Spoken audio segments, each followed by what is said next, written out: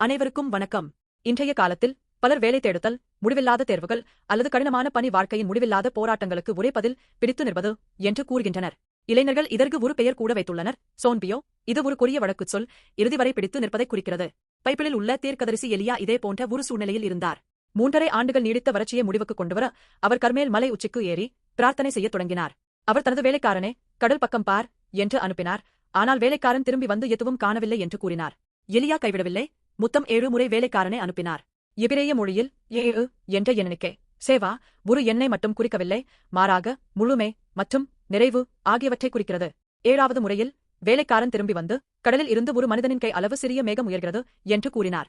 இந்த சிறிய மேகம் எபிரேய மொழியில் கேக்ரோப் இர் என்று அழைக்கப்படுகிறது. இது ஒரு சிறிய புலப்படாத ஆரம்பத்தை குறிக்கிறது. இந்த சிறிய மேகத்தை பார்த்த எலியா பெரிய மழை வரப்போகிறது என்று உறுதியாக நம்பினார். அவர் எதிர்பார்த்தபடி அந்த சிறிய மேகம் விரைவில் வானத்தை மூடியது. பெரிய மழை பெய்தது.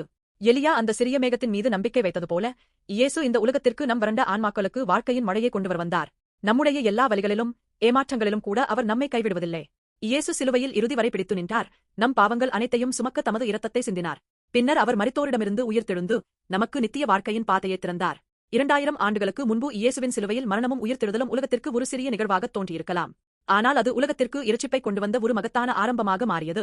இன்று ஒவ்வொரு தேசத்திற்கும் குலத்திற்கும் இரட்சிப்பின் நற்செய்தியாக பரவியது. நாம் பிடித்து நிற்கிறோம், ஆனால் முடிவு தெரியவில்லை என்று உணரும் நேரங்கள் உள்ளன. அத்தகைய தருணங்களில் இந்த உண்மையை நினைவில் கொள்ள வேண்டும். நமக்காக எல்லாவற்றையும் கொடுத்த இயேசு நாம் கைவிட்டு விழுந்தாலும் நம்மை கைவிடமாட்டார்.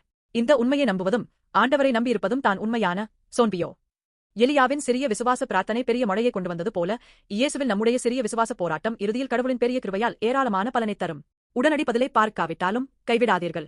இயேசுவில் நம்முடைய சோன்பியோ நிச்சயமாக வெற்றி பெறும்.